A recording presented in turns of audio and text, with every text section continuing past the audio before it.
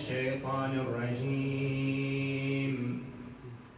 بسم الله الرحمن الرحيم. الحمد لله رب العالمين، والصلاة والسلام على سيدنا ونبينا وحبيب قلوبنا وطبيب نفوسنا وشفيع ذنوبنا خاتم النبيين بالقاسم محمد. اللهم صل على محمد وآل محمد.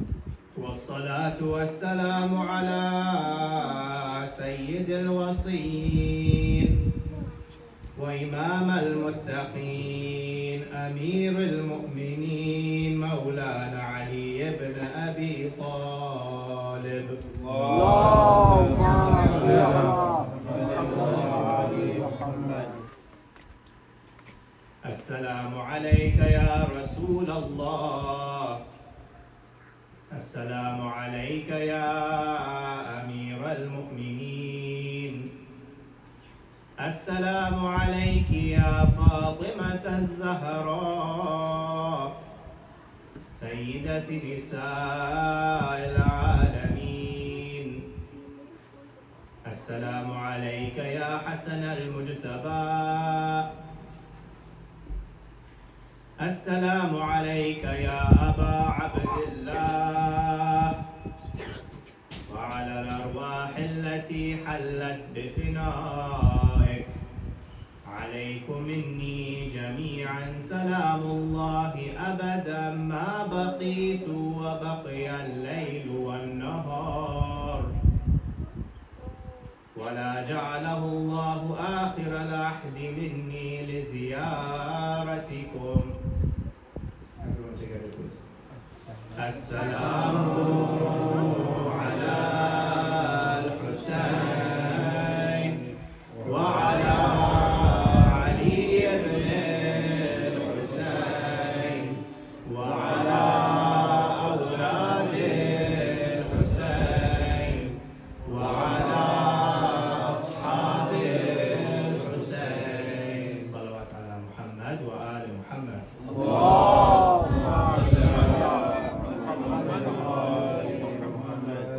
أعوذ بالله من الشيطان الرجيم. بسم الله الرحمن الرحيم. رب اشرح لي صدري ويسر لي أمري واحلل عقدة من لساني يفقه قولي. صلوات. اللهم صل على محمد وآل محمد. السلام عليكم ورحمة الله وبركاته. First and foremost, I'd like to thank Allah subhanahu wa ta'ala for giving us all this opportunity to spend some time together today in remembrance of Imam Hussein alayhi salam and his holy family. And I'd also like to thank the family who lives in this home and for all those who've been involved with hosting this majlis today. May Allah reward them for all of their efforts, inshallah. So I can see a lot of familiar faces today, which is very good to see. Anybody who I've spoken to or we've had a chance to spend some time together like this knows that there are three things that start with the letter S that I really love. Does anyone remember? Who can remember? Do you remember one? What is it? My name. Your name? I wish I could agree, but I don't know what your name is. What's your name? Beautiful, Sajjad. I love Imam Sajjad. I love your name, but that's not one of the three S's. Yes, do you remember? My name. I don't know what your name is either, but tell us, what is your name? Sean. I'm sorry? Sean. Beautiful name. Not on my list of three. Yes. Skittles, Smarties, and I forgot one. Oh, you got one of them right. Skittles. Was it Skittles or Smarties? Both. It was one or the other. Skittles. No, the other. Smarties. Smarties. Very good. Okay, so we remembered the candy, which I'm not surprised by this. Very good, alhamdulillah. Smarties, very good. So I love Smarties. That was one of the S's. What's another S? Arha? Salad. Salat is an excellent answer, but it's not on the list of three. which is a little bit embarrassing maybe. So S, what else? Yes. Smartness. Smartness. I do love smartness, but it's not the one. This is something that I like to play. It's something that I like to watch on TV. What is say on. Soccer. Close. Soccer is a type of sports. Very good. I like a lot of sports. I love soccer. You guys know, a lot of you know I love hockey, right? So very good. So we said Smarties. We said sports. What's the last S? Who remembers? Yes. Summer is an excellent answer, but it's not the one I'm thinking about. What is it? Wow. Yes. I love summer, but it's not on this list. Yes. No, that's not the one. Yes. Sportsmanship. Close, but not right.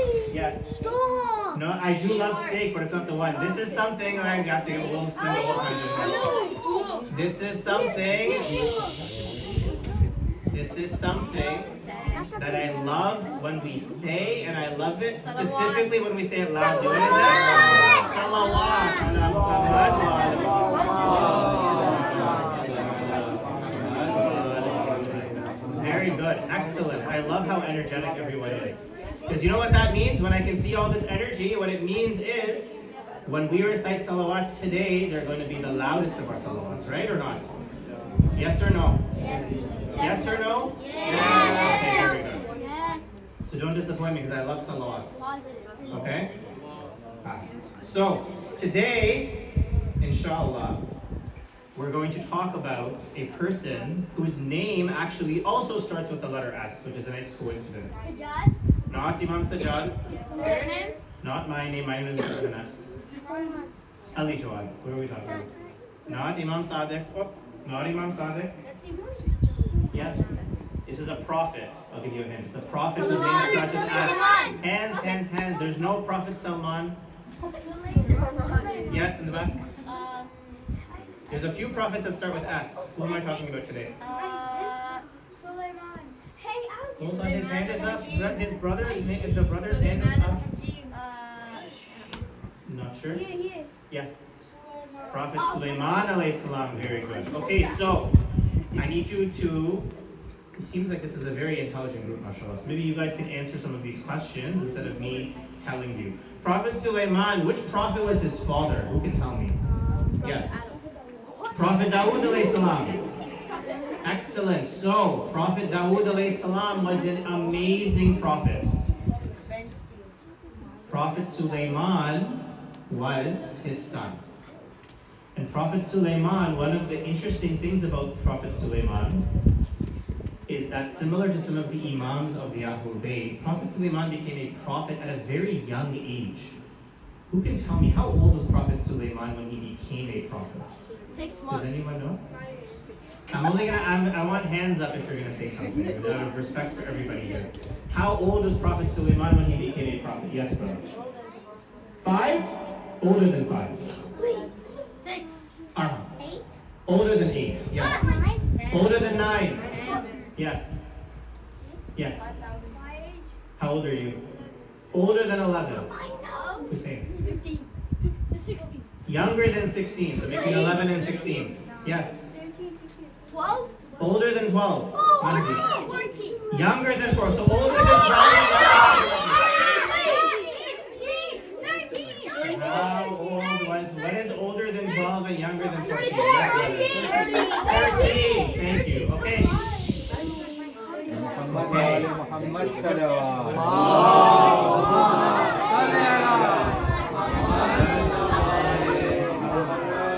Okay, so again, mashallah, very energetic group today. Very good. Okay, so Prophet Sulaiman alayhi salam was the son of Prophet Dawood. He became a prophet at the age of 13. Now, all of the prophets of Allah subhanahu wa ta'ala were blessed with different things. Different miracles, different capabilities they had that we don't. They had knowledge, obviously, that we didn't.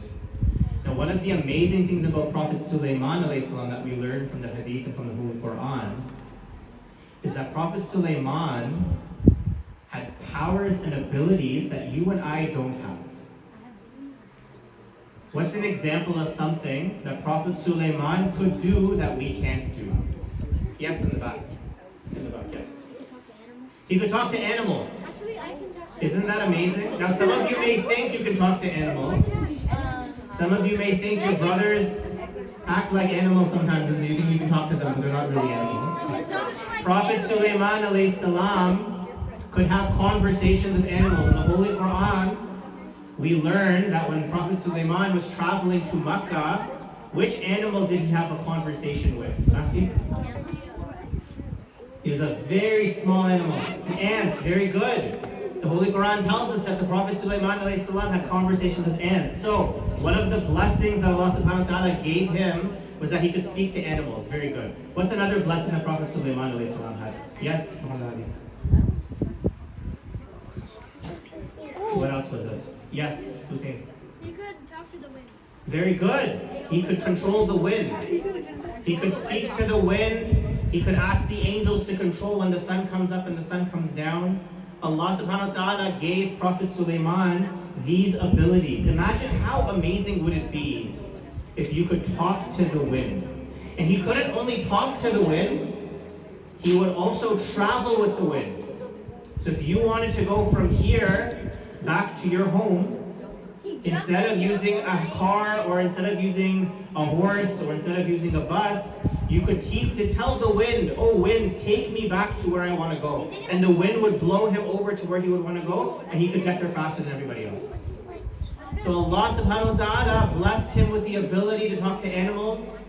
He blessed him with the ability to interact with. I hear a little bit of talking while we're trying to have our discussion today.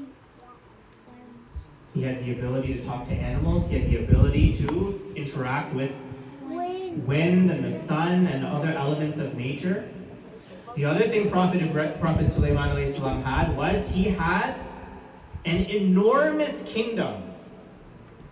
Think about the biggest kingdom you can imagine, with castles and people who are helping you and birds that were constantly ready, waiting for him to tell them what to do. And animals who were ready, constantly waiting for him to tell them what to do.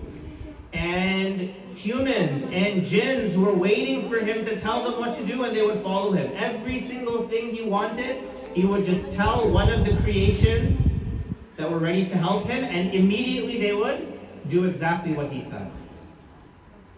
Now, what is the job of a prophet of Allah? When a prophet of Allah is on earth, when Allah subhanahu wa ta'ala makes someone a prophet, what is their main job? What do they need to do? They need to spread the message of Islam. Very good.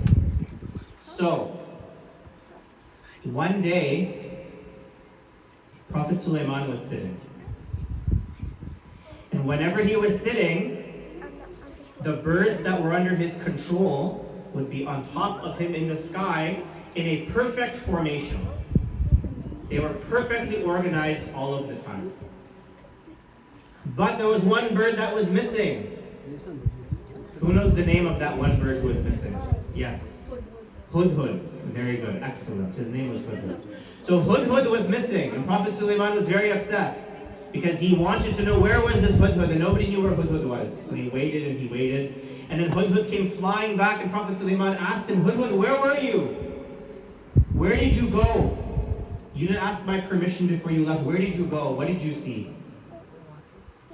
Hudhud came back to Prophet Sulaiman and he told him, O Prophet, I've discovered that there is another kingdom in a land known as Sheba. The Prophet Sulaiman didn't know about this kingdom. So he tells Hudhud, Hudhud, tell me more about this kingdom. So he tells them that this kingdom is massive, it's huge. In this kingdom there is a queen, her name is Bilqis. He tells him that in this kingdom, this queen has a humongous throne. A throne is what? A throne is a very big chair. The biggest throne you can ever imagine. That was the throne in her kingdom. But he also saw that in this kingdom, the people there were not praying to Allah subhanahu wa ta'ala. They were praying to The sun, mashallah, very good. They were praying to the sun. They were doing sajda to the sun. Now Prophet Sulaiman's job was what? To spread the message of Islam. So what does Prophet Sulaiman have to do? He has to bring them towards Islam. They're doing something wrong. He has to bring them to Islam. So what does he do? Does he send them an email? Does he message them on WhatsApp? No. They didn't have phones? Yeah. You sure? There was no phone or iPad or internet. No iPads? Yeah. No internet. Did they have Wi-Fi? No. They didn't know how to. How did they live without Wi-Fi? How are you supposed to get signal towers without? So what did they do? He didn't have Wi-Fi, no internet, no iPhone. What does he do? He wrote a letter, very good. He wrote a letter to this queen and he wrote, Bismillahir Rahmanir Rahim. I am Sulaiman, messenger of Allah. He invited them to Islam. And he told Hudhud, Hudhud, take this letter, go to her kingdom and deliver this letter to them. So Hudhud takes the letter, goes to the kingdom and he delivers it. Bilqis opens this letter and she reads this letter and the people around her, she tells them, everyone, look, I've received this letter from a man named Sulaiman who's inviting us to Islam. And he's telling me to come to him. What should we do? If a stranger wrote you a letter, would you go to them? No. You wouldn't go, right? You wouldn't go. So what did her advisors tell her? Instead of everyone going, she said, no. Some of you take some gifts and go to him. And then let's see what he says. Let's see who this person is. They don't know anything about Prophet Sulaiman. Let's see who he is. Let's see what he's about. It is nice akhlaq when you're going somewhere to take something for the person that you're meeting. So they take some gifts and they go all the way to the kingdom of Prophet Sulaiman. Now when they arrive, if someone came to your house and brought you gifts, what would you do? I would take them. You would say thank you. What would you do with the gifts? You would take them, you would open them, you start playing with them. If it was clothes, maybe you try them on, you decorate your house with them. That's what you would do. Prophet Sulaiman does something very interesting though. Prophet Sulaiman, did he write them the letter so they could visit him and bring them gifts? He wrote them the letter, why? To bring them to Islam. So what does he tell them? He's happy that they came, but he tells them, thank you for bringing these gifts, but these gifts are not of any use to me. I asked you to come to Islam. I didn't ask you to come to me. I didn't ask you to bring me gifts. Allah subhanahu wa ta'ala has given me all of this. The biggest kingdom ever is Prophet Sulaiman's. You think he needs the gifts from somebody else? He doesn't need the gifts. He has everything he needs. So he tells them, please, you can take your gifts, you can go back and tell your queen that you all need to come here. And I'm inviting you to Islam. So they go back. A few weeks pass, he hasn't heard back from them. So Prophet Sulaiman wants to do something very interesting. Prophets can perform miracles, right? Yeah. Yeah? Yes or no? Yes. Yes. He can perform miracles. So he wants to show her that he is a prophet and he can perform a miracle. So what does he do? He asks the people, or in the jinns that are around him, he asks them a very important question. He asks them a very important question. He asks them, who among you, and this is all in the Holy Quran, by the way. He asks them, who among you will bring me her throne? Remember that humongous throne I said they have? Who can bring me that throne before the people of this queen and her people, before they come here? The biggest throne you can imagine. None of us could pick up this throne. Like down, like the temperature down. One of the jinns who are beside him says, I can bring it to Is there a way you you can like bring it down? before you can The get temperature up down from or where you're sitting. It's just a phone. Okay. Can't control it. Think about that. How quickly does it take us to get up from a chair? The jinn is saying, I will bring you that throne before you could even get up. Prophet Sulaiman then asks, can anyone do better than that? And so one of his closest companions, who had special knowledge, who Prophet Sulaiman taught him special knowledge about Allah and about Islam, told him, I can bring you that humongous throne before you even blink. And before he blinked, that throne was right in front of him. Imagine that. Imagine having all of those blessings that Prophet Sulaiman had. The kingdom, the people around him, the animals around him, and having people who could bring him something faster than he could blink his eyes. That's how quickly stuff came to him. Now what's amazing about the Holy Quran is Allah tells us these stories, right? And Allah subhanahu wa ta'ala tells us, what does Prophet Sulaiman say as soon as that throne was brought to him? Prophet Sulaiman could say what? If it was someone like me, and I was sitting here, and Mahdi brought me a throne before I could even blink, what would I say? I would say, oh my goodness, look how powerful I am. I have a friend like Mahdi who could bring me this throne so fast. I'm so powerful. No one is more powerful than me. Or maybe I would say, look how strong I am. That I have this kingdom. I have more money than everybody else. I have more buildings than anybody else. I have more animals than everybody else. I am so powerful. No one is more powerful than me. Right? No one is more powerful than me. No one is stronger than me. I can do anything anyone else can do and nobody can stop me. That's what someone like me would say. Does anyone know what Prophet Sulaiman said? One hand up. What does he say? Interesting. He could have said subhanAllah. Very good. Very close. The Holy Quran tells us, he says, Bismillahir Rahmanir Rahim. Prophet Sulaiman says, فَلَمَّا رَأَهُ مُسْتَقِرًّا عِنْدَهُ قَالَ هَذَا مِنْ فَضْلِ رَبِّي. When he saw the throne come to him, he said, هَذَا مِنْ فَضْلِ رَبِّي. I want all of us to say, هَذَا مِنْ فَضْلِ رَبِّي. Again, هَذَا مِنْ فَضْلِ رَبِّي. هَذَا مِنْ فَضْلِ رَبِّي. One more time. هَذَا مِنْ فَضْلِ رَبِّي. What does هَذَا مِنْ فَضْلِ رَبِّي mean? Ali Jawad. هَذَا مِنْ فَضْلِ. This is by the grace of my Lord. Excellent, well done. This is by the grace of my Lord. Hada means this. Min, from. Fadli, grace. Rabbi, Lord. This is by the grace of my Lord. He doesn't say, I'm so powerful. He doesn't say, I'm so strong. He doesn't say, I have the best friends who can bring me whatever I need. He thinks about who? Allah subhanahu wa ta'ala.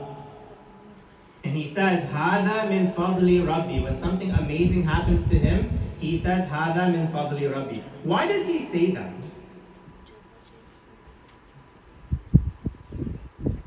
Why does he say that? Why does he say, he asked his companions to do the work.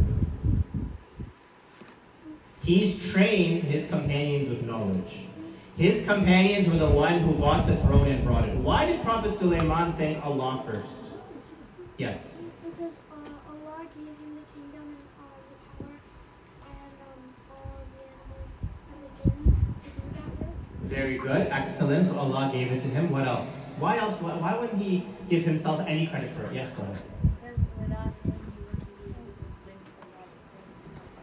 Very good. Excellent. If it wasn't for Allah, he wouldn't be able to blink. Excellent. Yes. He's our God. He's our God. Of course. Yes. Yes. If it wasn't for him, we would have been here right now. If it wasn't for him, we wouldn't be here right now. Very good. But you know what the problem is, guys? Sometimes we forget these things. Right?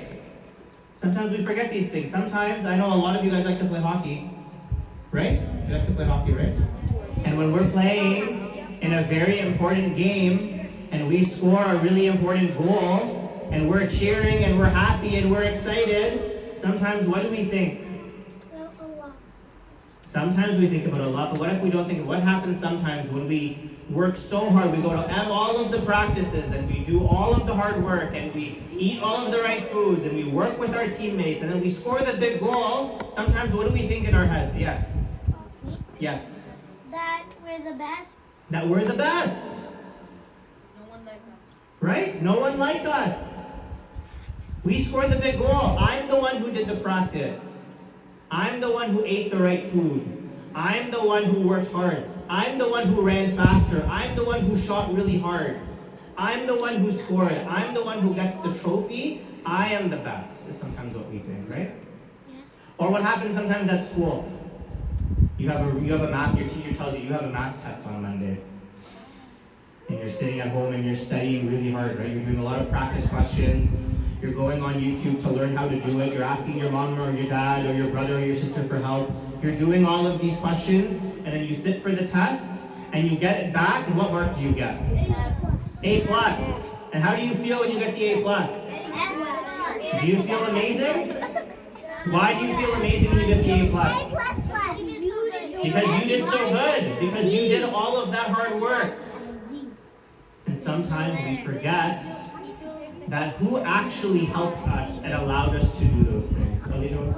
Allah subhanahu wa ta'ala asked us and allowed us to do those things. Right? Let me give you one more example. Did anyone eat a fruit today? Mango. What fruit, brother? What fruit did you eat today? Yes. No, you. No, you. Yeah. You had an orange today. Very good. Mashallah. Did you like the orange? Where did the orange come from? Where did you get the orange from?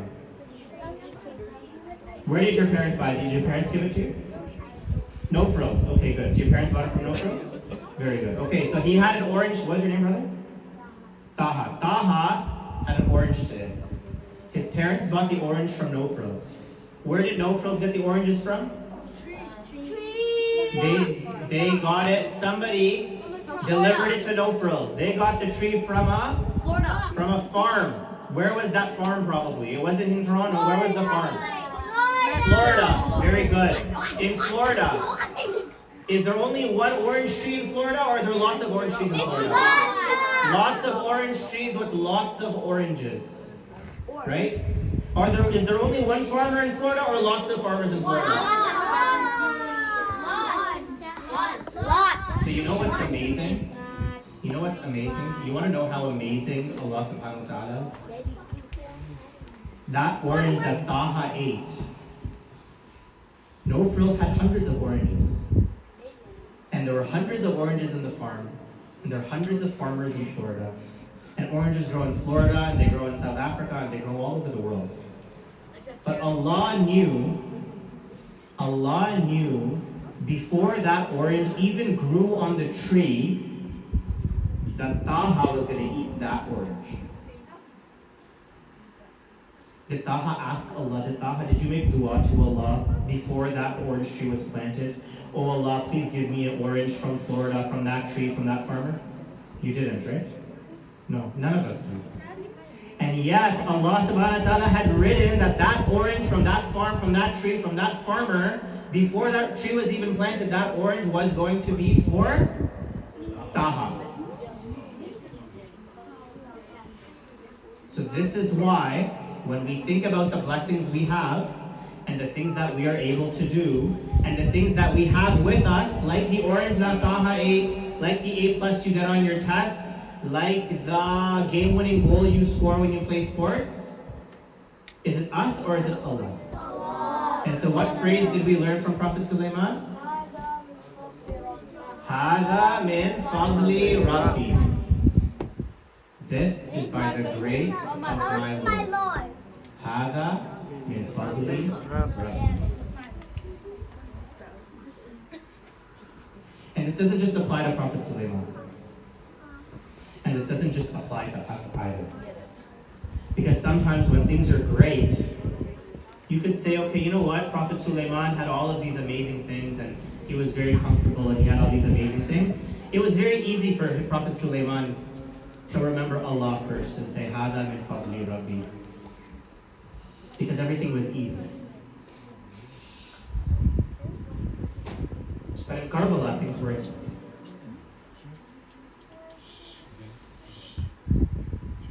Things weren't easy in Karbala. Things weren't easy for Imam Hussein and his family. beautiful things that we learn from the Ahlul Bayt and that we learn from Imam Hussein and his family is despite all of the challenges that they dealt with, they never forgot هذا من فضل ربي. Because on the night before Ashura, the 10th night of Muharram, a night that's coming up very soon, So we have to go outside. after spending all of these days in Karbala, and after all of the efforts that Imam Hussein and Hazrat Abbas and the others had put in to speak to the army of Yazid, and to remind them of who they were, and to remind them of why they didn't need to fight, and to remind them of why they needed to come to the right path. Imam Hussein and his family are sitting in their tents at night after Salat al-Isha, the night before the day of Ashura. And they all know what was going to happen the next day. They all knew how difficult it was going to be. Imam Hussein knew that his family and his companions were going to have to fight. And he knew that they were going to get hurt. And he knew that his sisters and his daughters and all of the ladies and the children that came with them, he knew what was going to happen to them. And despite knowing what was going to happen to them, what does Imam Hussein alayhi salam say to his family? Whether in this tent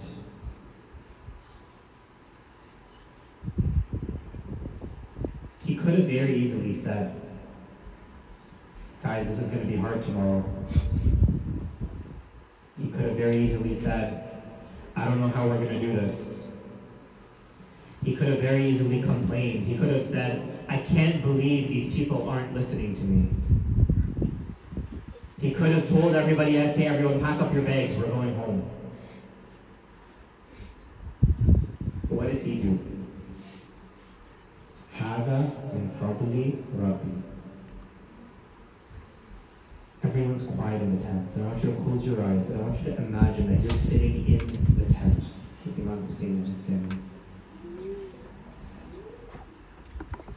Everyone's quiet. And it's dark. There's only candles that are lit. And you see Imam Hussein stand up and he's about to speak to everybody. And you think he's going to talk about what we have to do tomorrow. But instead, what does he do? He says to everybody who's in those tents, I thank Allah. I thank Allah. Who else in that situation would thank Allah? I thank Allah to the best of my ability and praise Him during the time of woe. Oh Lord, I thank you because you have honored us by means of the Holy Prophet, taught us the Holy Quran, made us comprehend the religion, and you've given us eyes, ears, and hearts. You've kept us away from disbelief. And then you allowed us to be able to thank you for your blessings. هذا من فضل ربي. Can you imagine sitting in that tent the night before Ashura, knowing that tomorrow there's going to be this big battle? Everyone, maybe you're a little bit scared, maybe you're excited, maybe you're nervous. Everyone's feeling different things, and Imam Hussein stands up and he's thanking Allah subhanahu wa ta'ala. That is what we need to be. هذا من فضل ربي. In in that situation, he's thanking Allah. And you know how hard it must have been for Imam Hussein? Knowing that the next day his son, Ali al-Akbar, and the other members of his family were going to pass away. Today we're remembering Ali al-Akbar, right? On the day of Ashura, Ali al-Akbar was the first one from among Imam Hussein's family who went out into the battlefield. His companions went and they fought bravely and they were killed. And when it was only the family of Imam Hussein alayhi salam left, Ali al-Akbar was the first one to come forward and say, to ask permission to go out and fight. Imam Hussein was heartbroken. His mother was heartbroken. The ladies were heartbroken. You know why? They were heartbroken because they knew how much Imam Hussein loved his son. They knew how special Ali al-Akbar was to that family. And it said that Hazrat Ali Akbar's physical appearance was exactly like the Holy Prophet sallallahu alaihi wasallam. When people missed the Holy Prophet, they would look at Hazrat Ali al-Akbar.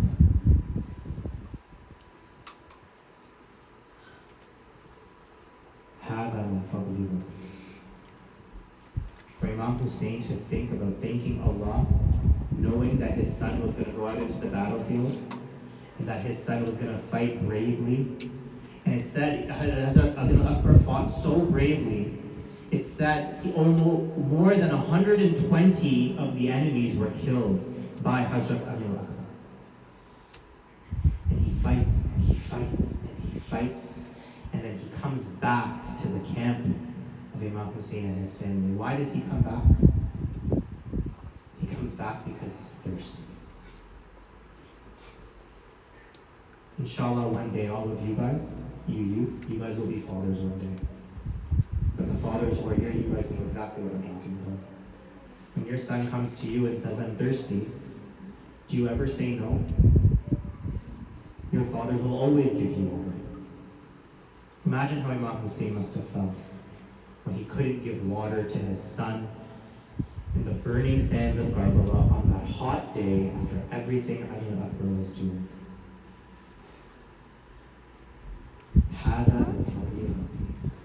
What does Imam Hussein do? He sticks his tongue out.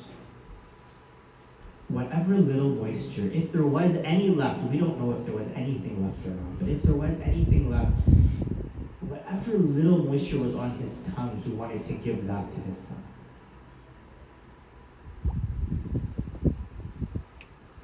Ali al-Akbar realizes that there's no moisture on the tongue.